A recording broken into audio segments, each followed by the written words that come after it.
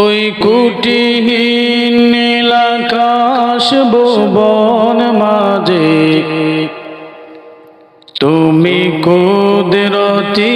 ইশারায় রেখেছো এই শ্যামল পৃথিবীর চিত্রকালী তুমি নিপুণ তোমার হাতে কেছো ওগো আল্লাহ শুকর তোমার আমারে যে মুসলিম করেছো ওগো আল্লাহ শুকর তোমায় আমারে যে মুসলিম করেছো।